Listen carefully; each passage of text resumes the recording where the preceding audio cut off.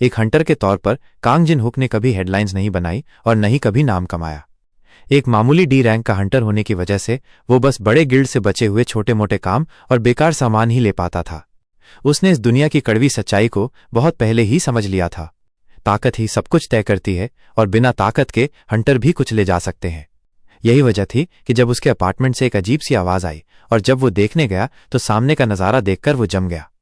वहां एक चमकता हुआ पोर्टल था जो लाइट से साइन कर रहा था और वो दूसरी दुनिया में ले जा रहा था जहां बहुत सारे मॉन्स्टर थे। वे उसे नहीं देख सकते थे, लेकिन वह बिना किसी नुकसान के उसके अंदर जा सकता था।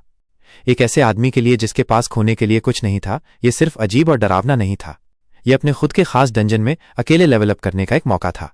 यहाँ का हर मॉन्स्टर और हर खजाना उसी का था, और जब कोई और उसके इनाम चुराने वाला नहीं था तो कांग जिन हुक के पास आखिरकार टॉप पर पहुंचने का एक मौका था। जब उसके पास खोने के लिए कुछ नहीं था तो उसने गहरी सांस ली और पोर्टल से अंदर चला गया और वो एक लेबिरिंथ वाली डंजन के पहले फ्लोर पर पहुंच गया। वो ठीक से देख भी नहीं पाया था कि तभी उसके बाईं तरफ से एक गॉब्लिन उस पर हमला करने के लिए दौड़ा।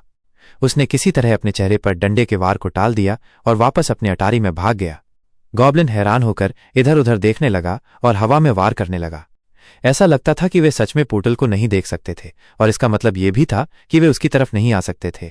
अब जब वो ये जान गया था तो डरने की कोई वजह नहीं थी। उसने एक बेसबॉल बैट लिया और गॉब्लिन का सामना करने के लिए वापस पोर्टल से अंदर चला गया। उसने बैट को गॉब्लिन के गाल पर मारा जिससे वो हवा में उड़ गया। इसके बाद उसने उसके सीने में वार करके उसको खत्म कर दिया। गॉब्लिन को हराने के बाद उसने अपना बैट उठाया और उसे उसके चेहरे पर मारा और उसे तुरंत मार डाला। यह पहली बार था जब उसने अकेले किसी मॉन्स्टर का हंट किया था, और चूंकि उसे किसी और के साथ एक्सपीरियंस पॉइंट शेयर नहीं करने थे, इसलिए वे सब उसी के थे। गॉब्लिन को मार गिराने के बाद उसका लेवल जो 3 साल से नहीं बढ़ा था वो तुरंत बढ़ गया। गॉब्लिन की लाश भी उसी की थी, और अगर वो इसे सही जगह पर बेचता तो उसे 3 मिलियन से भी ज्यादा रुपए मिल सकते थे। अगले दिन वो उसे हंटर मार्केट में ले गया और उसे एक बिजनेसमैन को बेचने की कोशिश की। वो आदमी बता सकता था कि उसे डंजन में ज्यादा एक्सपीरियंस नहीं था, क्योंकि जिस तरह से उसने गॉब्लिन को संभाला था उससे उसका मार्केट वैल्यू बहुत कम हो गया था। इसके बावजूद वह 3 मिलियन से भी ज्यादा कीमत पाने में कामयाब रहा, जैसा कि उसने सोचा था। उसे बस उस जगह का नाम बताना था जहां उसने गॉब्लिन का हंट किया था, और उसे तुरंत पैसे मिल जाते। जिन ये बात किसी को नहीं बता सकता था। अगर किसी को उसकी अटारी में मौजूद डंजन के बारे में पता चल जाता तो उसका मुनाफा खत्म हो जाता। जब वो इस सिचुएशन से निकलने का रास्ता निकालने की कोशिश कर रहा था, तभी ब्लैक ड्रैगन गिल्ड के हंटर्स का एक ग्रुप हाइनेस की तरह वहां आ धमका। किसी ने उनके इलाके से एक हंट चुरा लिया था और वे इस बात से खुश नहीं थे। सबसे पहले उन्हें लगा कि ये जिन ह्यूक है और वे उससे भिड़ने के लिए आगे बढ़े, लेकिन बिजनेसमैन ने उनका ध्यान एक सुनहरे बालों वाले हंटर की तरफ मोड़ दिया जो इस सिचुएशन से अनजान था। हंटर उससे भिड़ने के लिए आगे बढ़े और उसे तब तक पीटा जब तक वो मुश्किल से हिलने लायक नहीं हो गया। वो उनके इलाके में घुस गया था और बिना इजाजत के वहां मॉन्स्टर का हंट करने की कोशिश की थी। जहां तक उन्हें पता था वो वही सीरियल किलर हो सकता था जिसकी वे तलाश कर रहे थे। उस आदमी को मुश्किल से बोलने लायक हालत में देखकर वे उससे पूछताछ जारी रखने के लिए उसे बिल्डिंग से बाहर खींचकर ले गए। जिस आदमी को बुरी तरह पीटा गया था वो आसानी से जिन ह्यूक हो सकता था। ऐसा नजारा देखकर और ये जानकर कि वो इस बारे में झूठ नहीं बोल पाएगा कि उसे गॉब्लिन कहां से मिला, उसने वहां बेचने का इरादा बदल दिया। अगर वो अपनी जान नहीं गंवाना चाहता था तो उसे बड़े गिल्ड्स के गुंडों से बिना निपटे अपनी लूट बेचने का कोई और तरीका ढूंढना था। जैसे ही जिन हुक घर वापस आया, उसने डंजन में वापस जाने और ज्यादा ताकतवर बनने पर काम करने का फैसला किया। अंदर जाने से पहले उसे ऐसी खतरनाक जगह की यात्रा में जीवित रहने के लिए इनफ इक्विपमेंट से खुद को लैस करना था। उसने खुद को एक टेलीपोर्टेशन स्टोन से लैस किया जो उसे खतरे से बाहर और अपने अपार्टमेंट में वापस टेलीपोर्ट करने देगा। साथ ही एक मॉन्स्टर ट्रैकिंग कंपास भी लिया जो उसके 50 मीटर के दायरे में किसी भी मॉन्स्टर का पता लगाता है। अपने भरोसेमंद बेसबॉल बैट के साथ वो लेवल अप के लिए डंजन में घुस गया।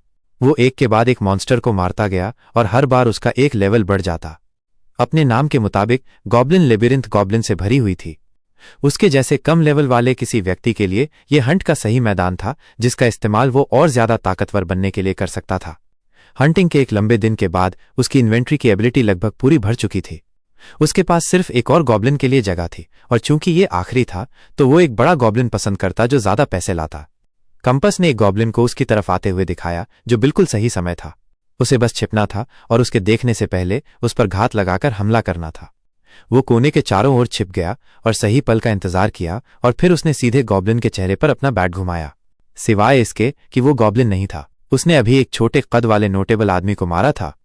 वो आदमी एक अजीब भाषा में उस पर चिल्लाया जिसे वो समझ नहीं पाया।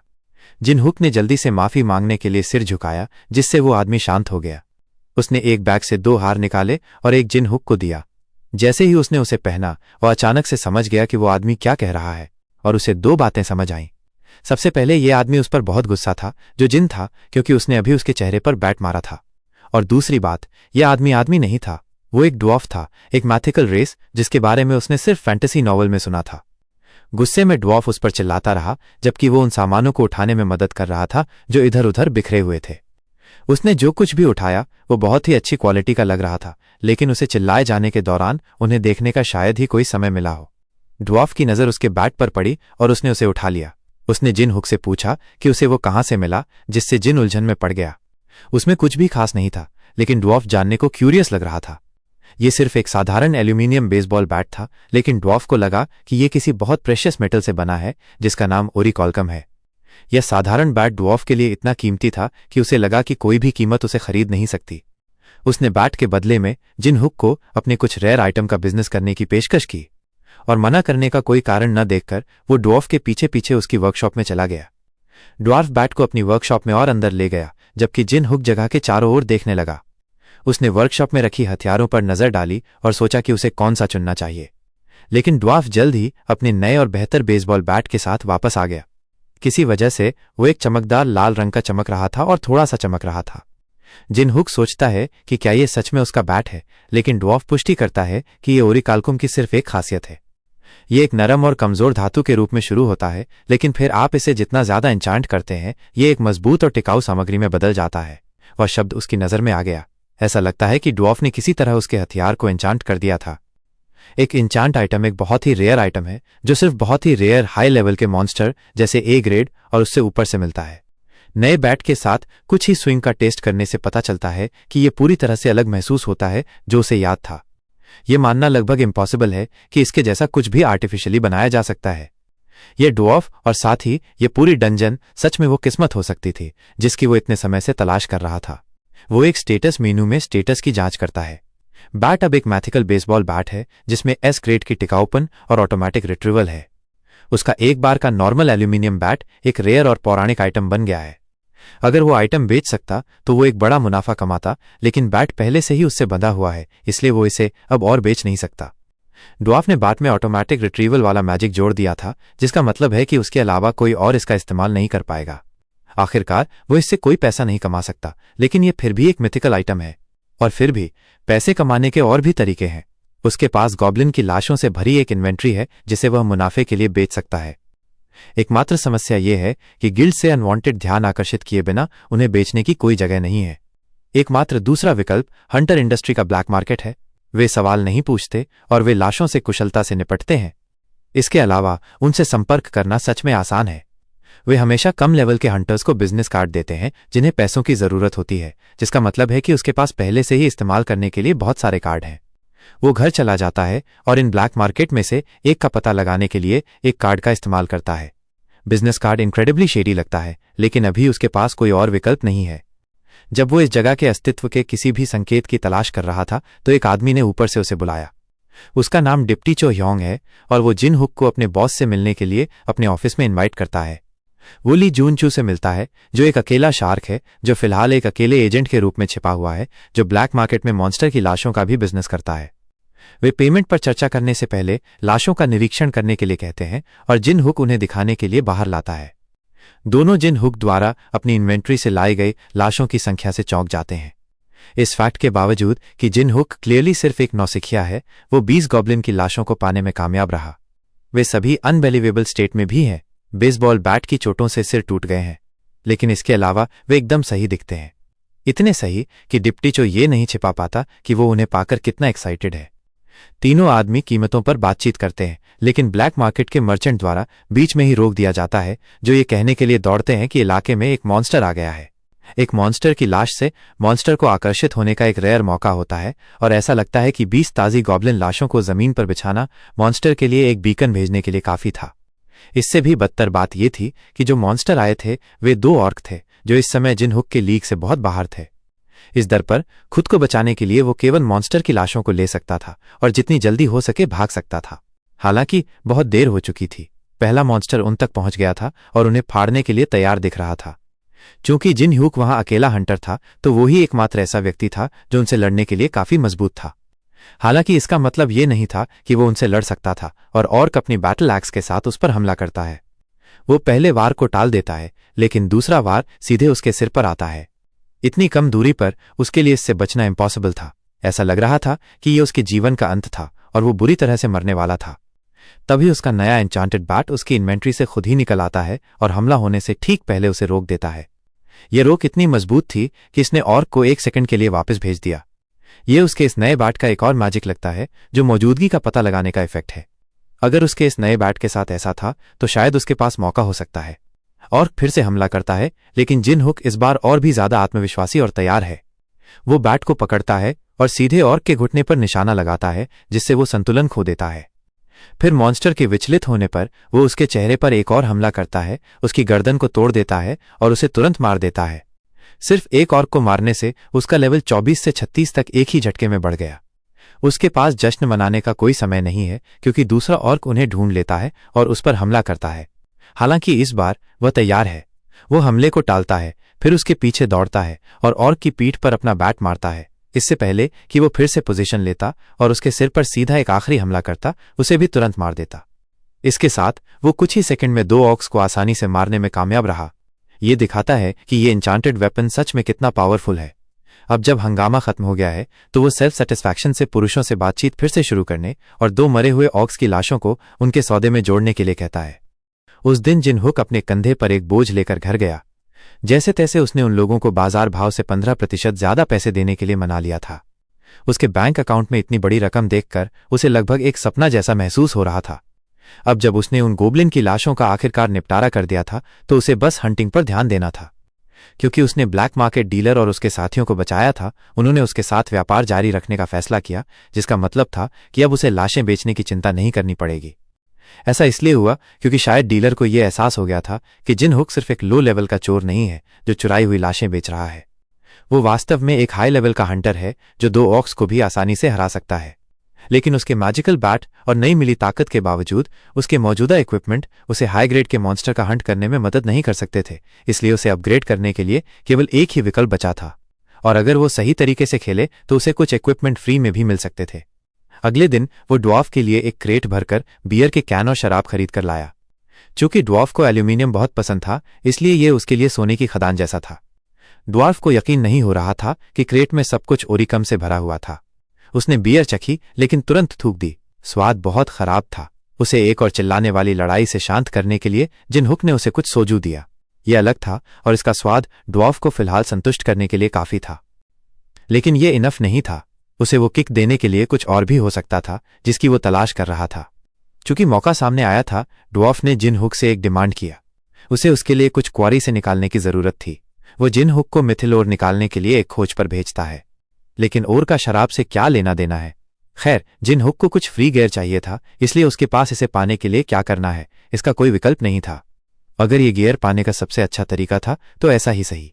वो लाबिरिंथ में और आगे बढ़ा और एक जंगल में एक खुले मैदान में पहुंचा। यह जगह उसके सोचे हुए से कहीं ज्यादा बड़ी थी। उसके सामने एक सिस्टम मेनू पॉपअप हुआ जिसमें उसे बताया गया कि वो लाबिरिंथ के 2nd लेवल पर पहुंच गया है। अब उसके पास अपने प्लेस को एक वॉप पॉइंट के रूप में रिकॉर्ड करने का अवसर था। उसे नहीं पता था कि वॉप पॉइंट क्या था, लेकिन उसने ऑप्शन को एक्सेप्ट कर लिया। इससे उसके सामने एक गेट खुल गया।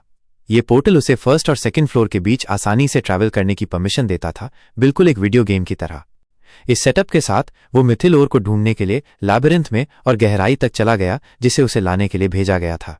2nd फ्लोर को डॉग और स्केलेटन का नाम दिया गया था। और जैसे 1st फ्लोर पर गोब्लिन थे, ये फ्लोर भी जंगली राक्षस कुत्तों से भरी हुई थी जो उस पर कूद रहे थे। ये कुत्ते उन ओक्स की तुलना में बहुत कमजोर थे जिनसे वो कुछ दिन पहले लड़ा था, जिसका मतलब था कि वे सभी उसके लिए फ्री एक्सपीरियंस पॉइंट थे। उसने अपना बैट तैयार किया और कुत्तों के एक झुंड में सिर के बल घुस गया जो उस पर हमला कर रहे थे। लड़ाई के अंत तक उसने 25 ऑक्स को मार डाला था और उनकी लाशें इकट्ठा कर ली थीं। मार्केट वैल्यू के हिसाब से इन लाशों से उसे 200 मिलियन वोन की अच्छी कमाई होनी चाहिए थी, लेकिन वो मनी के एक्साइटमेंट को अपने ऊपर हावी नहीं होने दे सकता था। उसे अभी भी कुछ मिथिल और निकालने का एक मिशन पूरा करना था। वो डंजन में और गहराई तक चला गया और स्केलेटन से उसका सामना हुआ। इस फ्लोर का नाम डॉग्स और स्केलेटन था और स्केलेटन मॉन्स्टर का एक परेशान करने वाला ग्रुप थे। उनके शरीर पैसे के लिए नहीं बेचे जा सकते थे और उन्हें हराने का एकमात्र तरीका उनके कोर को तोड़ना था। इससे ये लड़ाई और भी ज्यादा दर्दनाक हो गई, खासकर जब उनमें से बहुत सारे उस पर आ रहे थे। लेकिन अपनी मौजूदा स्किल और लेवल के साथ ऐसा कोई तरीका नहीं था जिससे वो उन्हें बाहर न निकाल पाता। लड़ाई के अंत तक वो थक गया था और उसे एहसास हुआ कि ड्वार्फ ने शायद उसे यहां इसलिए भेजा था क्योंकि वो खुद इन परेशान करने वाले मॉन्स्टर से निपटना नहीं चाहता था। फिर भी इससे एक अच्छी चीज हुई थी। इन स्केलेटन को मारने से उसका लेवल 100 तक बढ़ गया था, जिसका मतलब था कि अब वो क्लास बदल पाएगा। उसकी क्लास उसके पिछले कार्यों के आधार पर ऑटोमेटिकली चुनी जाएगी। जिस तरह से वो हाल ही में बहुत लड़ रहा था, वो डेफिनेटली किसी तरह का बर्सेकर या वॉरियर बन जाएगा। इसके बजाय सिस्टम ने उसे क्लैरिक माना। वो आगे बढ़ता रहा और मिथाइल और इकट्ठा करने में कामयाब रहा जो ड्वार्फ को चाहिए था। ये आश्चर्यजनक था क्योंकि ड्वार्फ को उम्मीद नहीं थी कि जिनहुक उस एक्सपीरियंस से जिंदा बाहर आएगा। वो जिंदा तो था, लेकिन उसे जिस लड़ाई से गुजरना पड़ा था उससे वो थक गया था। खैर, इसके बावजूद ऐसा नहीं था कि वो इस मुकाबले से पूरी तरह खाली हाथ बाहर आया हो। उसने अपने लिए कुछ मिथिल और चुरा लिया था क्योंकि वो महंगा लग रहा था। फिर उसने बाकी ड्वार्फ को दे दिया। चूंकि वो और लाने में कामयाब रहा, ड्वार्फ उसे इसमें से कुछ का यूज करके अपनी पसंद की कोई भी चीज बनाने के लिए सहमत हो गया। चूंकि उसके पास पहले से ही एक शानदार हथियार था, इसलिए अगली चीज जो उसे चाहिए थी वो एक तरह का कवच था ताकि वो मॉन्स्टर के भारी हमलों का सामना कर सके, प्रेफरेबली कुछ हल्का जो छिपाना आसान हो। ड्वार्फ सहमत हो गया और तुरंत काम पर लग गया।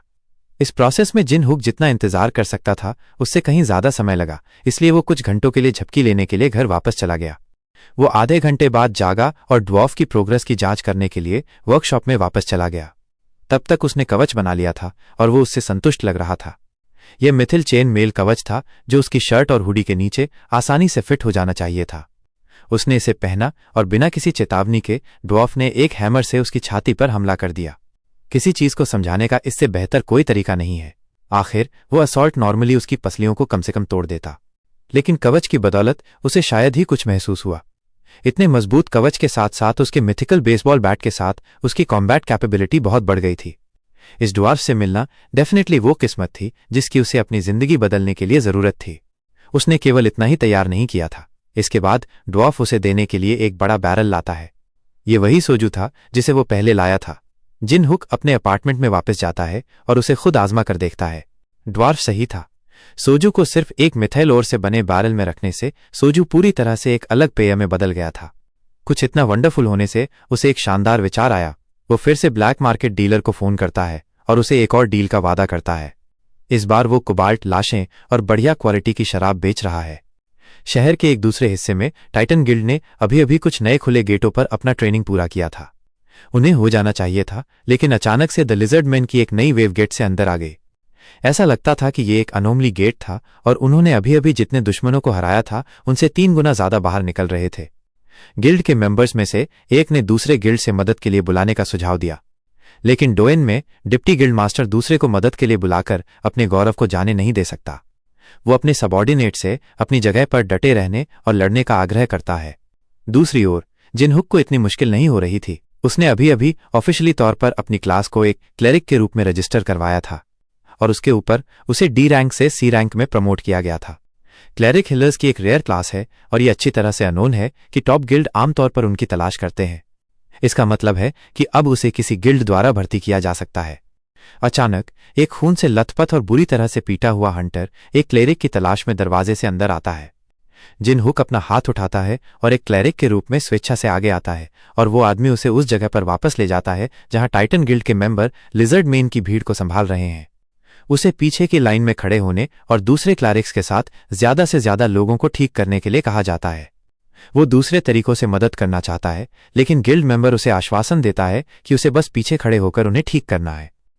फिर जब लड़ाई खत्म हो जाएगी तो उसे उसी हिसाब से पेमेंट मिलेगा। उस एरिया में हीलर्स का होना गिल्ड के मेंबर्स को सहारा देने और उन्हें लड़ाई जारी रखने के लिए दूसरी जीत देने के लिए इनफ था, लेकिन लहरें उनके संभालने के लिए बहुत ज्यादा थीं और दूसरे क्लैरिक्स में से एक उन्हें तेजी से बाहर निकालने में मदद करने के लिए एक ऑक्सिलरी गिल्ड को बुलाने का सुझाव देता है। इस दर पर अगर वे कुछ नहीं करते हैं तो वे सभी खत्म हो जाएंगे। जैसे ही वो आगे क्या करना है इसके बारे में सोच रहा होता है, उसे अपने पीछे एक होस्टाइल प्रेजेंस महसूस होती है।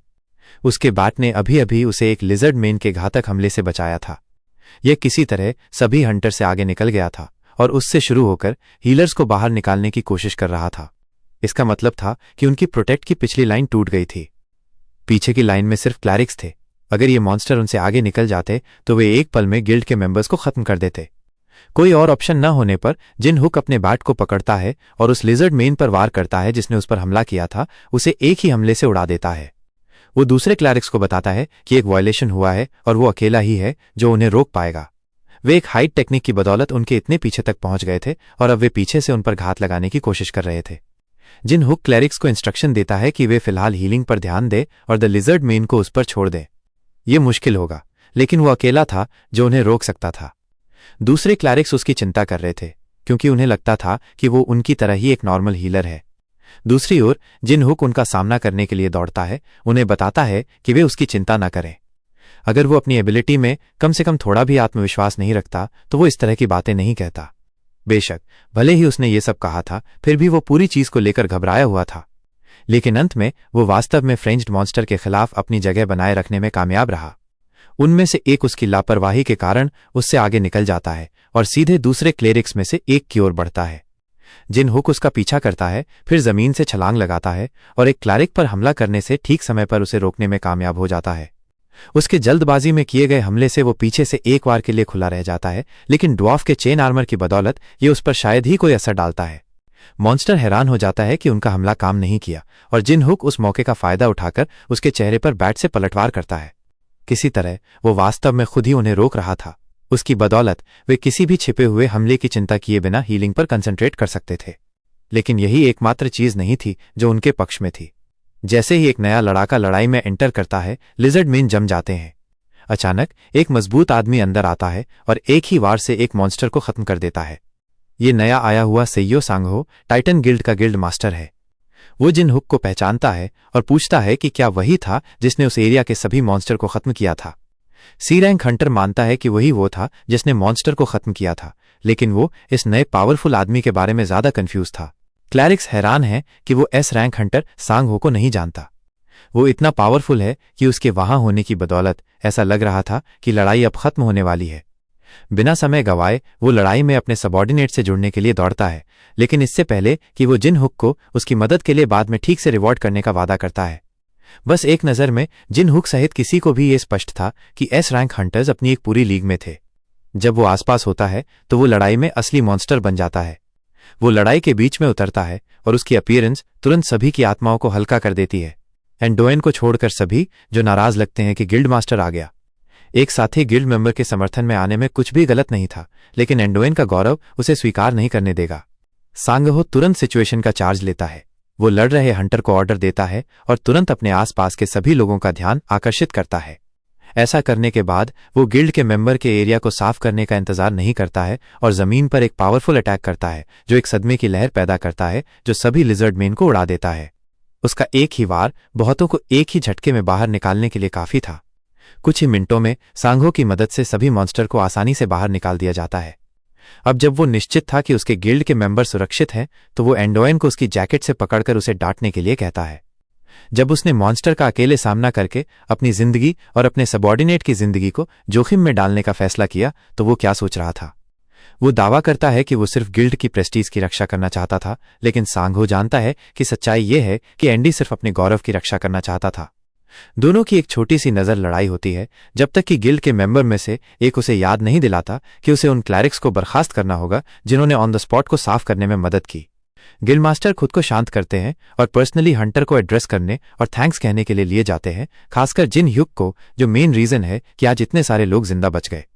ग्रैटिट्यूड के साइन के रूप में वो उन्हें रजिस्ट्रेशन प्रोसेस से गुजरे बिना तुरंत गिल्ड में एंटर करने की परमिशन देने की ऑफर करते हैं। ये कुछ ऐसा है जिसे एंडोजान एक्सेप्ट नहीं कर सकता।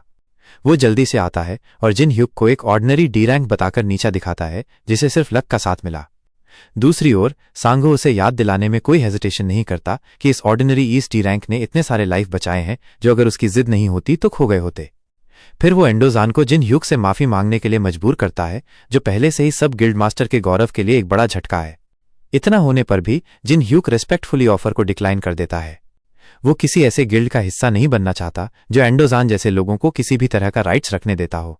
यह आखिरी तिनका था। एंडोजान एक बड़े हुए मुक्के के साथ उस पर झपटता है, लेकिन उसके पेट पर एक डिफेंसिव स्ट्राइक उसे वहीं रोकने के लिए काफी है। यह हिट एंडोजान को तुरंत बेहोश करने के लिए इनफ है। यह अवसर इतना ध्यान देने योग्य क्षण है कि अगले दिन यह एक समाचार लेख में दिखाई देता है।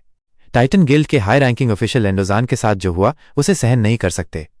न केवल उसे एक ऑर्डिनरी सी रैंक द्वारा पब्लिकली शर्मिंदा किया गया, बल्कि उसे सब गिल्ड मास्टर के राइट से भी हटा दिया गया। वे सी रैंक को अपने सामने प्रेजेंट होने और खुद को समझाने की मांग करते हैं। दूसरी ओर सांगो इससे सहमत नहीं है। एंडोजान ने न केवल अपने गौरव के लिए कई गिल्ड मेंबर्स के जीवन को खतरे में डाला, बल्कि उसने एक ऐसे व्यक्ति पर हमला करने की भी कोशिश की जिसने उनके गिल्ड के लिए लड़ाई लड़ी। यह उसके डेप्रेडेटेड होने के लिए इनफ से अधिक कारण है। इससे वहां इकट्ठे हुए लोग चुप हो जाते हैं। पुरुषों से कहने के लिए कुछ और न होने पर वो उन्हें उनके रास्ते पर भेज देता है। गिल्ड मास्टर का मन उस एक्स्ट्रॉर्डनरी सी रैंक पर वापस भटकता है जिसे उसने दूसरे दिन देखा था। इससे पहले कि वो और मजबूत हो, उसे कांग जिन ह्युक को अपने गिल्ड में लाना होगा, चाहे कुछ भी हो जाए। क्वेश्चन पर्सन अपने अपार्टमेंट में आलस से बैठा है, एक पेय का आनंद ले रहा है, जबकि अपने खर्चों को देख रहा है। चूंकि उसने हंटिंग से बहुत पैसा कमाया था, उसने सामान्य से अधिक खर्च किया था, जिससे खर्चे एक बेतुके हाई लेवल पर पहुंच गए थे। अगर उसे पता होता कि चीजें इस तरह से होने वाली हैं, तो उसने टाइटन गिल्ड द्वारा पेश किए जा रहे एडिशनल पे को एक्सेप्ट कर लिया होता। हालांकि दिन के अंत में इससे कोई फर्क नहीं पड़ता, क्योंकि उसके पास पैसे कमाने का एक बहुत बेहतर तरीका है। कुछ बहुत जरूरी आराम के बाद वो अधिक मॉन्स्टर के शवों को इकट्ठा करने के लिए डंजन में वापस चला जाता है। एक ही पुराने मॉन्स्टर का हंट करना अब उसके लिए इनफ नहीं है। अब जब वो स्ट्रांग हो गया था, तो उसे कुछ स्ट्रांग ओपोनेंट की आवश्यकता होगी। वो सेकेंड फ्लोर में सामान्य से थोड़ा और गहरा चला गया और खुद को ऑक्स की एक छोटी सेना का सामना करते हुए पाया। उनमें से एक पीछे से उस पर हमला करने की कोशिश करता है, लेकिन वो सक्सेसफुली अटैक से बच जाता है और अपने खुद के हमले से जवाबी कार्रवाई करता है। यह हिट तुरंत ऑर्क को हरा देती है, जैसे ही कई अन्य गलियारे से उसके चारों ओर झुंड बनाते हैं। कुछ ही दिन पहले वो मौके पर ही मर गया होता, लेकिन अपने नए इक्विपमेंट के कारण वो उन सभी को आसानी से हराने में सक्षम है। अंत तक वो कुल 20 और डेड बॉडीज को गिनता है, जिससे उसे पूरे 1 साल तक किसी भी चीज की चिंता न करने के लिए पर्याप्त पैसा मिल जाना चाहिए। चूंकि उसके पास अभी भी बहुत स्टैमिना बची थी, उसने डंजन में थोड़ा और गहरा जाने का फैसला किया और खुद को 3rd फ्लोर में एंट्री करते हुए पाया, जिसका नाम द टेम्पल गार्जियंस लेबिरिंथ है। पहली नजर में इस एरिया में कोई मॉन्स्टर नहीं दिखता है, लेकिन शांति की भावना लगभग तुरंत जमीन को हिलाने वाले एक बड़े कंपन से टूट जाती है। एक विशाल हाथ उसके नीचे से फटता है और जिन हुक केवल मुश्किल से रास्ते से हट पाता है। यह हाथ एक पत्थर के गोलेम का है, जो माना से बना एक आर्टिफिशियल मॉन्स्टर है। उसके हमले उसके लिए चकमा देने के लिए बहुत तेज हैं और वे इतने पावरफुल हैं कि जब वो उसे रोकता है, तब भी वो एक बड़ी मात्रा में पीछे धकेल दिया जाता है। ये उसे कोशिश करने और वापस लड़ने के लिए बहुत कम विकल्प छोड़ता है। गोलेम इनक्रेडिबली स्ट्रांग लगता है, लेकिन इसमें उस स्ट्रेंथ का यूज करने के लिए इंटेलिजेंस की कमी है। जिन हुक इसका फायदा उठाता है और उसके सिर पर एक हमला करने में सफल होता है, इसे टुकड़ों में तोड़ देता है और गोलेम को गिरा देता है, लेकिन इसे फिर से बनने में ज्यादा समय नहीं लगता है। जिन हुक गोलेम के एक इंपॉर्टेंट पॉइंट को भूल गया था। इसे केवल इसके कोर को पूरी तरह से तोड़कर ही हराया जा सकता है। ये महसूस करते हुए वो पीछे हटने और फिर से स्ट्रैटेजी बनाने के लिए कुछ दूरी बनाने की कोशिश करता है, लेकिन मॉन्स्टर उसे भागने से पहले पकड़ने के लिए पर्याप्त तेजी से हाथ को रेजरेक्ट करने में कामयाब होता है। उसके पास इस जाल से बचने के कई तरीके नहीं थे, लेकिन तभी अचानक एक तीर उड़ता है और गोलेम की छाती में लगता है। जिन हुक अपॉर्चुनिटी को देखता है और अपने बल्ले से एक तेज वार के साथ पीछा करता है, गोलेम के कोर को तोड़ता है और उसे एक बार और हमेशा के लिए हरा देता है। वो उस सिचुएशन से जिंदा निकलने में कामयाब रहा। उस रैंडम स्ट्रेंजर के लिए धन्यवाद जिसने उसे उस तीर के शॉट से बचाया।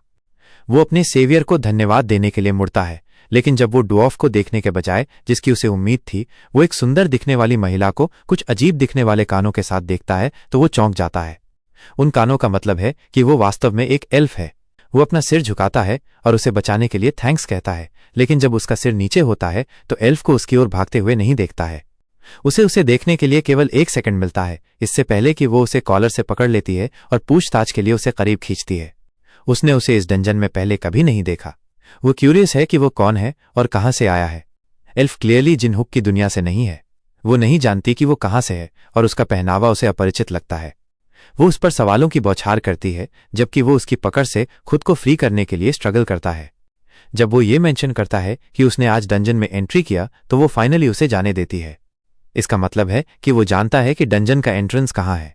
वो उसे जमीन पर धकेलती है और अपना बो गिरा देती है। उसे आखिरकार इस डंजन से बाहर निकलने का रास्ता मिल गया है। जिन हुक खड़ा होता है और ये जानने की मांग करता है कि वो बेवजह एग्रेसिव क्यों हो रही है। एल्फ उसे अनदेखा करती है और इसके बजाय मांग करती है कि वो उसे एग्जिट तक ले जाए। वह उसे बस कहीं से भी ऑर्डर देने से अफेक्ट नहीं है। हालांकि वो वास्तव में सुंदर है, इसलिए वो इसे अभी के लिए जाने देगा। वो बताती है कि अगर वो उसे सक्सेसफुली डंजन से बाहर निकालता है तो वो उसे पर्याप्त मुआवजा देगी। आखिर वो एक प्लैटिनम रैंक वाली मर्सनरी है, इसलिए वो उस पर भरोसा कर सकता है।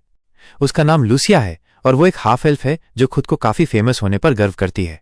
डेफिनेटली उसने उसके बारे में कहीं से सुना होगा। हालांकि जिन हुक को कोई पता नहीं है कि वो किस बारे में बात कर रही है या वो कौन है।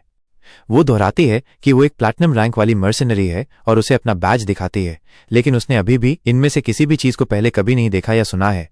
क्या वो किसी तरह के कंट्री साइड से आया था? वो नहीं जानता कि बैज क्या है या वो कौन है। वो उसे बताता है कि वो कोरिया में सियोल से है।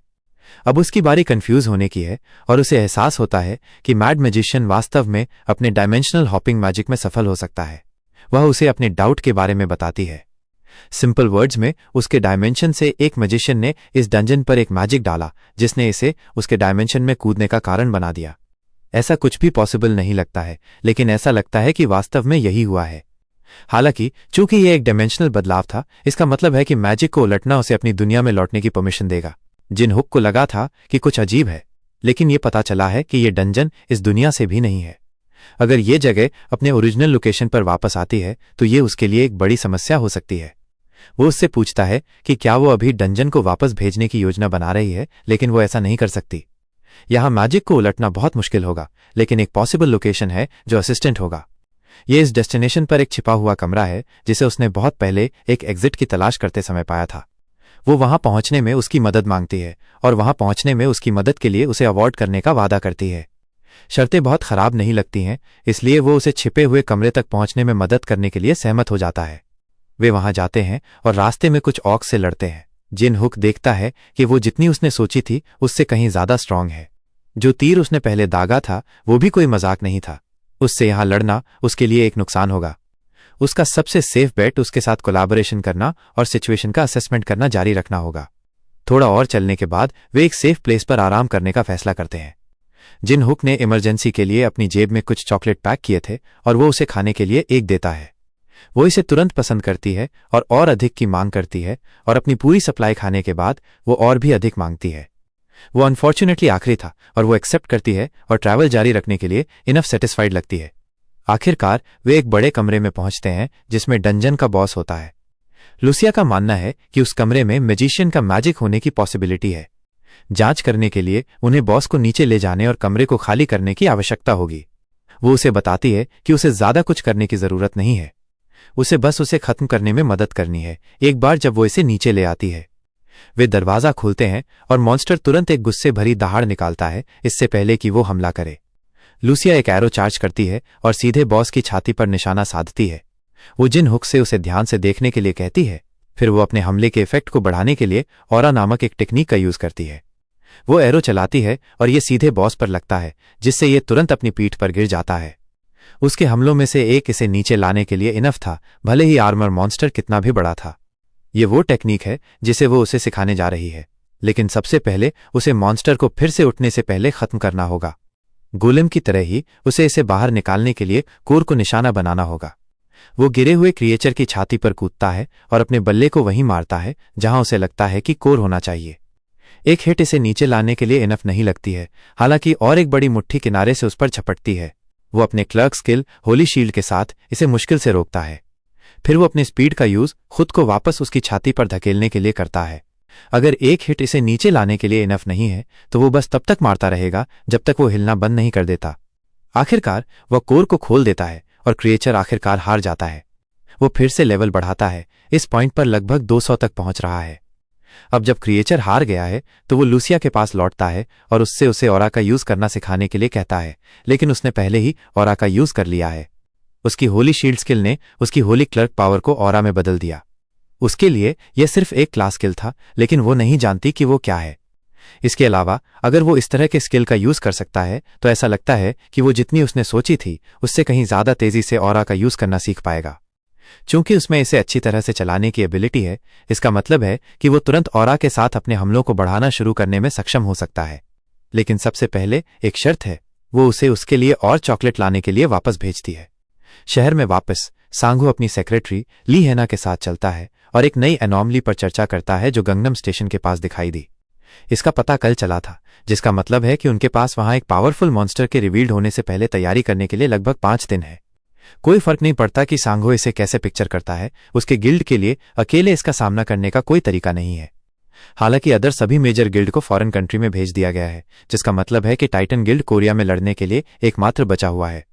हेना लोकली फ्रीलांसिंग करने वाले कैपेबल हंटर की तलाश जारी रखेगी, लेकिन उनमें से कोई भी विश्वसनीय नहीं लगता है। हालांकि सांघो ने पहले ही किसी और पर अपनी नजरें गड़ा ली हैं। वास्तव में संयोग से वो व्यक्ति अभी अभी सड़क के दूसरी तरफ से गुजर रहा था। वो अपनी सचिव के साथ अपनी बातचीत से खुद को बहाना बनाता है और जिन हुक का पीछा करता है। वो एल्फ द्वारा उसे लाने के लिए कहे गए स्नैक्स का एक बड़ा बॉक्स घर ले जा रहा है जब गिल्ड मास्टर की आवाज उसका ध्यान खींचती है। वो टाइटन गिल्ड में एक बार और शामिल होने का प्रस्ताव देता है, लेकिन जिन हुक का अपना मन बदलने का कोई इरादा नहीं है। उस सिचुएशन में सांघो जिन हुक को एक मर्सनरी के रूप में जॉब की ऑफर करता है। इस तरह वो अभी भी गिल्ड के लिए काम कर सकता है, लेकिन वो इसका हिस्सा नहीं होगा। रिवॉर्ड भी इनफ है। यह अधिक दिलचस्प लगता है, लेकिन जिन हुक केवल इसके बारे में सोचने का वादा करता है। जिन हुक डंजन में लौटता है और इमेजिनरी ड्वार्फ एल्फ को स्नैक्स देता है। वो उन्हें खुशी खुशी खा जाती है और ये साफ है कि उनकी दुनिया में इस तरह का खाना नहीं मिलता। भरपेट खाने के बाद जिन हुक उससे पूछता है कि वे बॉस मॉन्स्टर को हरा चुके हैं, फिर भी वो बेसमेंट में क्यों खा रही है। वो छत पर एक मैजिक सर्कल की ओर इशारा करती है और उसे बताती है कि ये सर्कल डंजन को उसकी दुनिया से जोड़ता है। इसी वजह से वह कुछ समय के लिए वहीं रहकर इसका स्टडी करेगी। इसलिए अगर वो ऑरा के बारे में और सीखना चाहता है तो उसे उसके लिए और चॉकलेट लानी होंगी। खाना खाने के बाद वो उसे ऑरा का यूज करना सिखाने के लिए उसका हाथ पकड़ती है। सबसे पहले उसे ये महसूस कराने के लिए कि ये कैसा लगता है, उसे अपनी ऑरा उसके शरीर में डालनी होगी। जिन हुक तुरंत अपने अंदर पावर का फ्लो महसूस करता है। लूसिया भी उसके शरीर में अपनी ऑरा डालने के बाद पावर में अचानक हुई ग्रोथ को देखती है। उसे लगता है कि जिन हुक में उसकी उम्मीद से कहीं ज्यादा टैलेंट है। उसके शरीर में होली पावर का फ्लो इतना इंप्रेसिव है कि वो मानती है कि वो दिन के अंत तक ओरिजिनल बातें समझ जाएगा। वो उसकी टैलेंट की सराहना करती है और उससे पूछती है कि क्या वो अपने शरीर में ऑरा के फ्लो को याद कर सकता है। उसे पूरा यकीन है कि वो कर सकता है और लूसिया उसकी बात मानकर डंजन से निकलने लगती है। उसे पहले मैजिक सर्कल की जांच करनी थी, लेकिन ऐसा लगता है कि उसे ऑरा का यूज करना पूरी तरह से सिखाना ज्यादा तेज होगा और इसका सबसे अच्छा तरीका प्रैक्टिकल एक्सपीरियंस है। वो उसे डंजन के एक अलग हिस्से में ले जाती है। डिया ने उसे मॉन्स्टर के झुंड में फेंक देती है। वो एक साथ गोब्लिन और कोबाल्ट की सेना से लड़ता है, लेकिन उनके खिलाफ खुद को संभालने में कामयाब रहता है और उनके बॉडी भी इकट्ठा करता है। वो लूसिया की ओर मुड़ता है और उससे पूछता है कि जब उसने उससे कहा था कि वो ऑरा का यूज करना सीख रहा है तो उसे अचानक मॉन्स्टर के झुंड से क्यों लड़ना पड़ रहा है। वो उसे बताती है कि इसी तरह वो ऑरा का यूज करना सीखेगा। हालांकि उसने उसके शरीर में थोड़ी सी ऑरा भर दी है ताकि उसे इसका एहसास हो सके, उसे बाकी खुद ही महसूस करना होगा। और ऐसा करने के लिए उसे बस अपनी होली पावर का यूज करके ऑरा को एक्टिव करने में महारत हासिल करनी है, और असली लड़ाई के बीच से बेहतर कोई तरीका नहीं है। वो इस बात से ज्यादा परेशान है कि उसने उसे इनमें से कुछ भी नहीं बताया और बिना किसी चेतावनी के उसे सीधे लड़ाई में फेंक दिया। जब वे लड़ रहे होते हैं तो जमीन हिलने लगती है और जमीन से एक पत्थर का गोलेम बाहर निकलता है। वो जोर से दहाड़ता है और जिन हुक को पीछे धकेल देता है, जबकि लूसिया ये बताती रहती है कि उसे अपनी एबिलिटी को खोलने के लिए एक सच्चे संकट का सामना करना होगा। उसे बस कंसंट्रेट करना है और अपनी एबिलिटी से पैदा हुई शील्ड से निकलने वाली होली पावर को महसूस करने की कोशिश करनी है। ग्रेडियंट ऑरा से बनी है, इसलिए एक बार जब उसे इसकी आदत हो जाएगी तो वो इसे जल्दी से सीख जाएगा। ये कहना आसान है, लेकिन करना मुश्किल है, क्योंकि वो सेक्रेट शील्ड को कॉन्शियसली एक्टिव नहीं करता है। वो किसी ऐसी चीज से ऑरा को कैसे महसूस कर सकता है जो अपने आप चालू हो जाती है। मॉन्स्टर जिन हुक की ओर एक ह्यूज फिस्ट लाता है और वो सेक्रेट शील्ड से इसे फिर से रोकता है, लेकिन इस बार उसे कुछ महसूस होता है। यह उसके बाएं हाथ के चारों ओर कुछ टाइप की एनर्जी जमा हो रही है, जो कि एबिलिटी को एक्टिव करने वाला हाथ था। यह जरूर होली पावर जैसा लगता है। मॉन्स्टर पीछे हटता है और फिर से हमला करता है, और जिन हुक अपनी सेक्रेट शील्ड को फिर से बुलाता है, सिवाय इसके कि इस बार इसका साइज उसके याद किए गए साइज से अलग है। शील्ड को बुलाने की फीलिंग भी अलग है। यह जरूर ऑरा होनी चाहिए। गोलेम उसे यह सब पता लगाने का समय नहीं देता है और शील्ड पर अटैक करता है, जिससे जिन हुक पीछे की ओर उड़ जाता है। लूसिया अपने मंच से उसका मजाक उड़ाती है। उसने उससे अपनी एबिलिटी की आदत डालने के लिए कहा था, न कि मूर्खतापूर्ण गलतियां करने के लिए। हालांकि वो वही कर रहा था जो उसने उससे कहा था। जैसे ही वो दूसरे हमले की तैयारी करता है, उसके सामने एक स्टेटस विंडो दिखाई देती है। उसने होली पावर एप्लीकेशन नामक एक नई एबिलिटी हासिल कर ली है। यह एबिलिटी उसे होली पावर का यूज करने और यूज की गई होली पावर की मात्रा के आधार पर अपने अटैक और डिफेंस को बढ़ाने के लिए एनर्जी का यूज करने की परमिशन देती है। इसका मतलब है कि जॉब बदलने से परे भी एबिलिटी हासिल करने के तरीके हैं। लूसिया उसे खोया हुआ देखती है और खुद ही मामलों को संभालने का फैसला करती है। ऐसा लगता है कि ऑरा सीखते समय गोलेम का सामना करना उसके लिए बहुत ज्यादा था, इसलिए वह उस चीज को संभालने की ऑफर करती है। जिन हुक दूसरी ओर जल्दी से खुद को ठीक कर लेता है और उसे पीछे हटने के लिए कहता है। अब जब उसे अपनी नई पावर की समझ हो गई है तो उसे सब कुछ संभाल लेना चाहिए। वो गोलेम पर हमला करता है, फिर जमीन से छलांग लगाता है और ठीक उससे आने वाली एक और स्टोन की मुट्ठी को चकमा देता है। फिर हवा में रहते हुए वो अपनी ऑरा को बैट में फोकस करता है, फिर अपनी गति बढ़ाने के लिए सामने की ओर घूमता है और ऑरा एनहांस्ड बैट को गोलेम के सिर पर नीचे लाता है। मॉन्स्टर गिर जाता है, लेकिन वो अभी भी संतुष्ट नहीं है। वह उसकी छाती पर उतरता है और एक बार फिर कंसंट्रेट करता है और भी ज्यादा ऑरा को अपने बैट में बदलने की कोशिश करता है, इससे पहले कि वो उसे गोलेम की छाती पर नीचे लाए, और उसी समय सेक्रेड ऑरा नामक एक नई एबिलिटी को अनलॉक करता है। अपने ऑगमेंटेड वेपन के साथ वो गोलेम को अपने बैट से मारता है और सक्सेसफुली कोर को तोड़ देता है। अपनी सेक्रेड ऑरा को अनलॉक करके उसने प्रिसिशन स्ट्राइक और अनयील्डिंग जैसी नई एबिलिटी भी हासिल कर ली। लूसिया के ट्रेनिंग की बदौलत वो 2 पैसिव एबिलिटी और एक एक्टिव एबिलिटी को अनलॉक करने में सक्षम था। हालांकि वो इस बात को लेकर ज्यादा चिंतित है कि उसने लड़ाई में इतनी जल्दी ऑरा का यूज करना कैसे सीख लिया। उसे उम्मीद थी कि वो उसे बस ओरिजिनल बातें सिखाएगी और दिन का अंत कर देगी, लेकिन इसके साथ उसे अंत तक चीजों को देखना होगा। वो अपने एक एरो को लेती है और एक दीवार को गिराती है, जिससे एक और बड़े मॉन्स्टर के झुंड के लिए रास्ता खुल जाता है। जिन हुक अफेक्ट नहीं होता है, लेकिन वो अपने बैट को तैयार करता है और एक और लड़ाई के लिए तैयार होता है। डंजन में राक्षसों के साथ लड़ाई ने उसे बहुत थका दिया था, और जब तक वो मॉन्स्टर के डेड बॉडीज को बेचने जाता है तब तक वो थक चुका होता है। वो इतना थका हुआ है कि जब वे मिलते हैं तो ब्लैक मार्केट का ऑनर जुनचुल ये देखता है। वो ऐसा लगता है जैसे वो अभी अभी एक वॉर से गुजरा हो। जून ने ज्यादा सवाल ना पूछने का फैसला किया और मॉन्स्टर के डेड बॉडीज को एक्सेप्ट करके काम पर लग गया। वह पिछली बार बेची गई शराब का भी जिक्र करता है। उसने उन्हें ट्रेडिशनल आर्टिसन सोजू के रूप में बेचा था, और जब से ये मार्केट में आया है ऑर्डर की बाढ़ आ गई है। इतनी कम समय में इस ड्रिंक के पॉपुलर होने के साथ वो शराब बेचने पर कंसंट्रेट कर सकता है और फिर कभी पैसे की चिंता नहीं करनी पड़ेगी।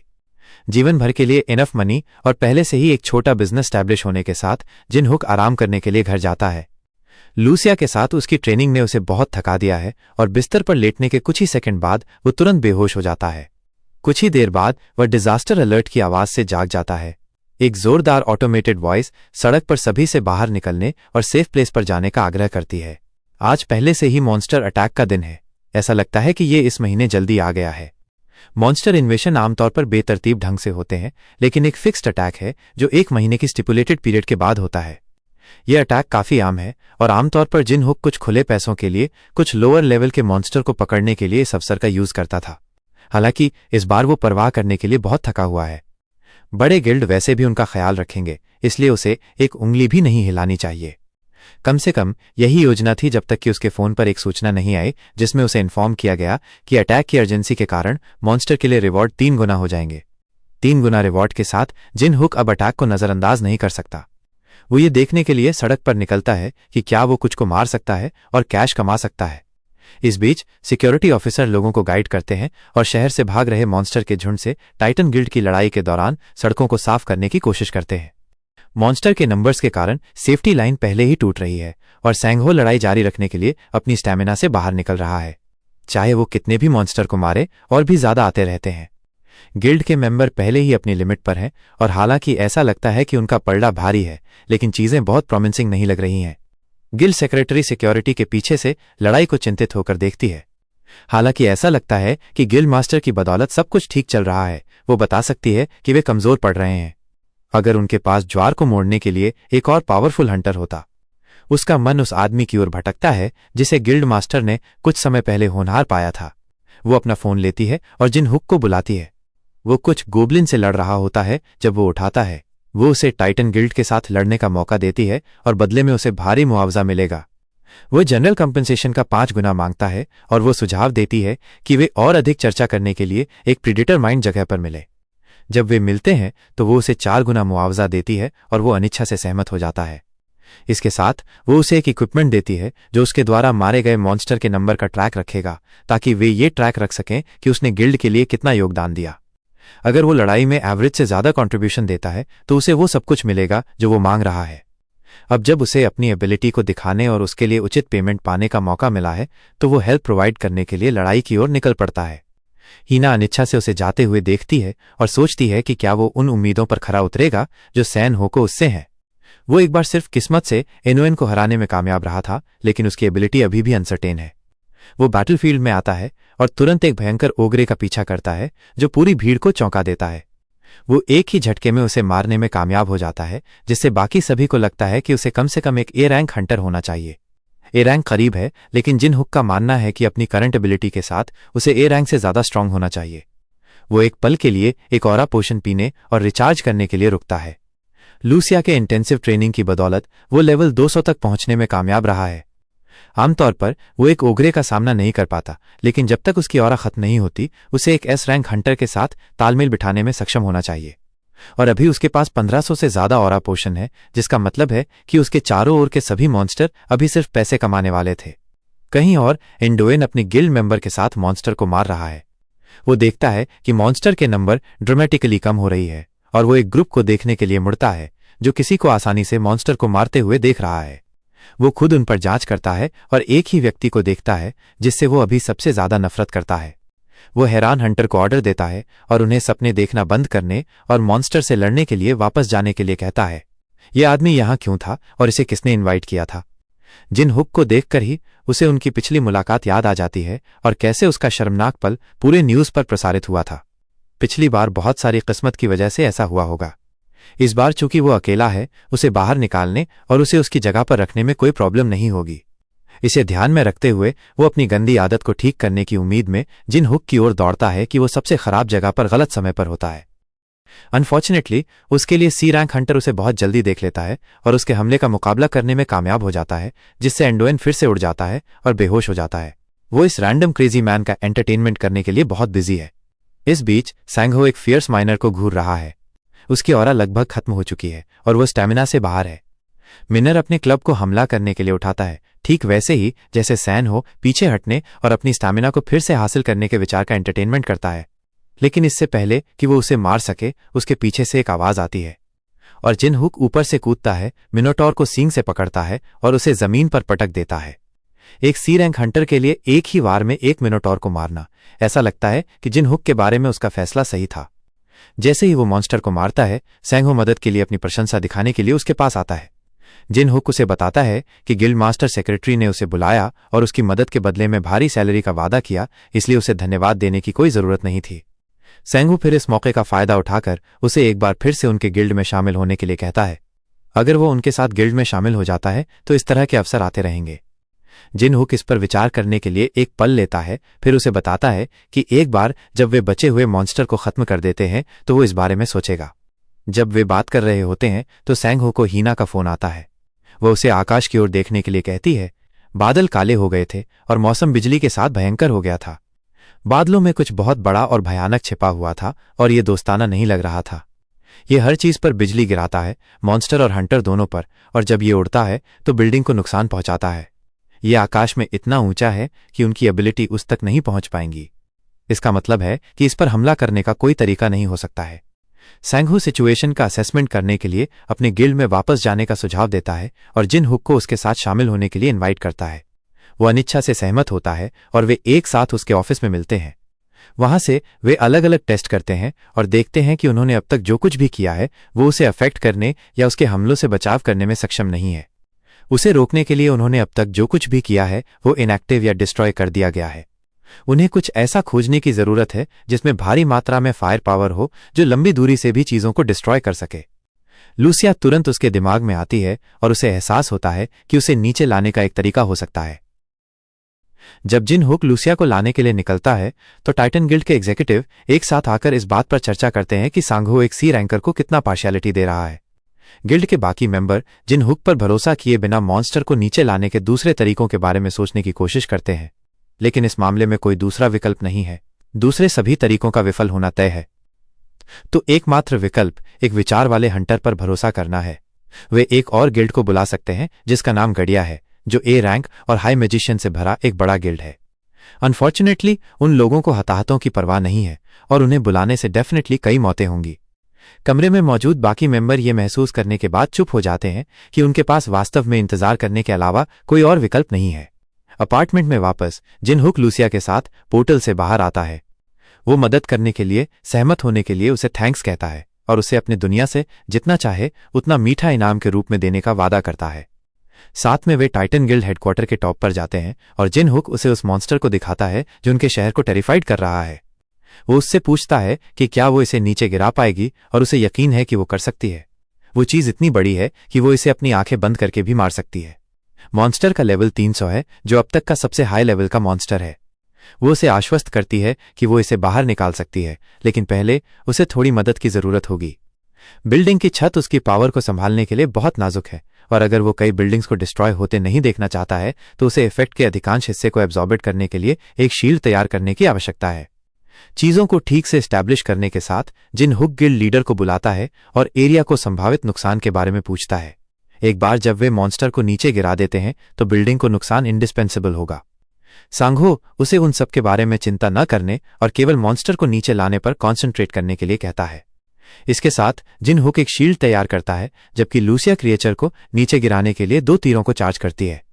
वो ध्यान से निशाना लगाती है, फिर शॉट्स छोड़ती है जो एक विशाल शॉकवेव का कारण बनता है जो जिन हुक को शील्ड के साथ भी वापस धकेलता है। दोनों शॉट मॉन्स्टर की ओर आसमान से होकर दौड़ते हैं और बस 1 सेकंड में वे क्रिएचर पर एक सीधा हिट मारते हैं, इसे एक शॉट में बाहर निकालते हैं। नुकसान इतना बड़ा है कि इसका आधा शरीर इफेक्ट से डिसबैंडेड हो जाता है। टाइटन गिल्ड जमीन से देखता है, ये देखकर चकित है कि वो इसे इतनी आसानी से खींचने में कामयाब रहा। हंटर कांग जिन हुक बस लोगों को चकित करना जारी रखता है। लूसिया के हमले से हुई डैमेज बिल्डिंग के हेलीपैड पर धुआं छोड़ गई थी। ये वापस पकड़ने का समय नहीं हो सकता है, लेकिन ये बहुत ज्यादा था। दूसरी ओर लूसिया इस बात से अधिक निराश है कि मॉन्स्टर इतना कमजोर था। यह अच्छा बिल्कुल नहीं था। ये अधिक है कि लूसिया इस दुनिया में आने वाले किसी भी मॉन्स्टर के लिए बहुत ज्यादा स्ट्रांग है। वैसे भी काम हो गया है और उसके लिए वापस जाने का समय हो गया है। वो उसे ट्रैकर पास करती है जो उसके पॉइंट्स का ट्रैक रखता है और रीडिंग एक ह्यूज 240 पॉइंट थी। इसके साथ वो छोड़ने के लिए मुड़ती है, लेकिन उसे दूसरे लोगों पर बहुत अधिक भरोसा न करने की चेतावनी दिए बिना नहीं। जब बहुत कुछ दांव पर होता है तो लोगों का दिमाग पैसे की उम्मीद से बादल जाता है। यह बेहतर होगा कि खुद को धोखा न दे, जैसा कि उसके कई रोमांचों पर हुआ है। जिन हुक उसे आश्वस्त करता है कि वो ठीक रहेगा। अगर उसे कुछ भी गलत लगता है तो वो इसकी देखभाल करना सुनिश्चित करेगा। वे अलग हो जाते हैं और जिन हुक सड़क पर उतरता है जहां वो सांघो और उसकी सेक्रेटरी द्वारा पाया जाता है। वे उसके साथ पकड़े जाते हैं और उससे पूछते हैं कि उसने इतनी बड़ी मॉन्स्टर को खुद से कैसे नीचे लाया। वो पॉलिटनेस से उन्हें बताने से इनकार करता है और कहता है कि ये एक मिस्ट्री है। उसके साथ एक एग्जीक्यूटिव उस पर क्राइम लेता है और ये विश्वास नहीं करता है कि एकमात्र सी रैंक इतना बड़ा क्रिएचर नीचे ला सकता है। लेकिन जिन हुक उन्हें मॉन्स्टर ट्रैकर दिखाता है जिसमें बड़ी मात्रा में अंक हैं, ये दिखाते हुए कि वो वास्तव में वो था जो इसे नीचे लाया था। सांघो उसे वहां रोकता है और आउटब्रेक के लिए जिन हुक से माफी मांगता है। एग्जीक्यूटिव उन्हें गुस्से में देखता है। ऐसा लगता है कि सांघो अपने गिल्ड के मेंबर की तुलना में सी रैंक के साथ रहना पसंद करता है।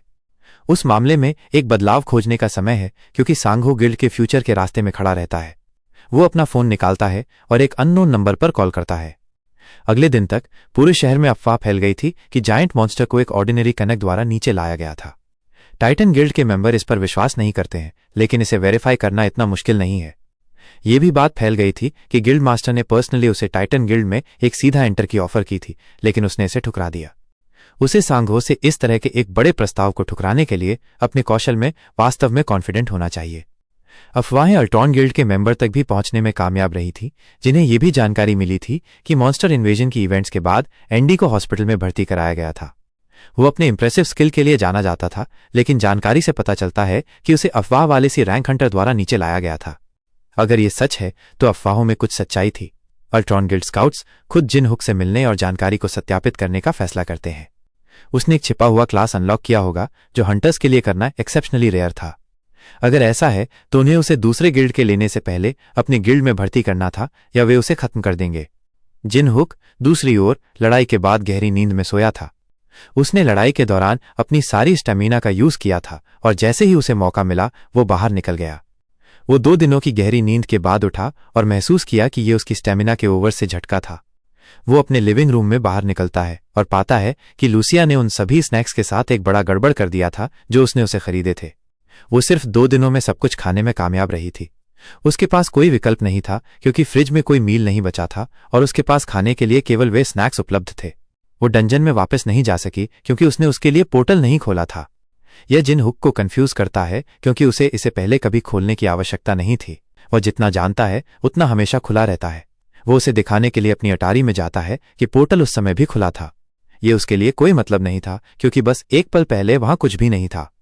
वो उसे दरवाजे से दूर कदम रखने के लिए कहती है, फिर इसे फिर से खोलती है और डेफिनेटली अब जब वो वापस कदम रखता है तो वहां कुछ भी नहीं है। जिन हुक को कोई पता नहीं है कि क्या चल रहा है क्योंकि उसने केवल डंजन को खुला देखा है।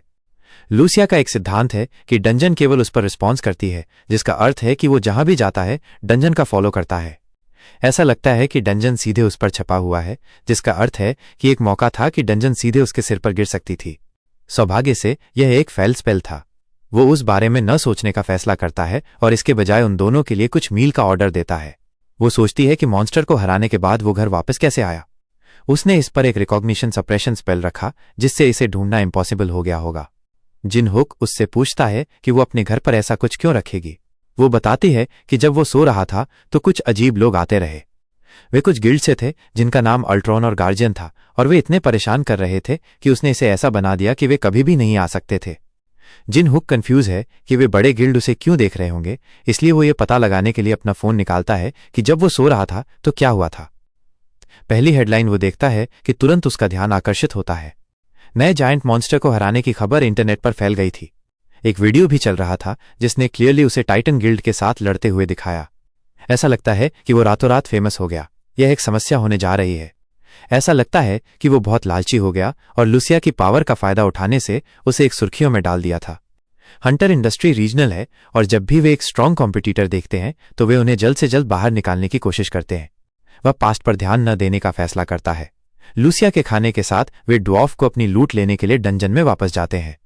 लूसिया के पावरफुल शॉट के लिए थैंक्स बॉडी का यूज करने के लिए बहुत कमजोर था और वे केवल सिर को रिकवर करने में सक्षम थे। ओल्ड मैन इस बात पर नाराज है कि उसने इसे ज्यादा कर दिया और वैल्यूएबल कंटेंट को बर्बाद कर दिया। ऐसा लगता है कि उसे और लूसिया को एक दूसरे के प्रति एक नेचुरल डिजिस्ट है। जिन हुक उनकी बहस के दौरान काटता है और ड्वार्फ से पूछता है कि क्या वो लाश से कुछ बना सकता है। वो एक पल लेता है और सिर से कुछ खोदता है। ये वो ऑर्गन है जिसने इसे लाइटनिंग का प्रोडक्शन करने की परमिशन दी। इसके साथ वो बेसबॉल बैट को लाइटनिंग का प्रोडक्शन करने के लिए भी एन्चेंटेड कर सकता है।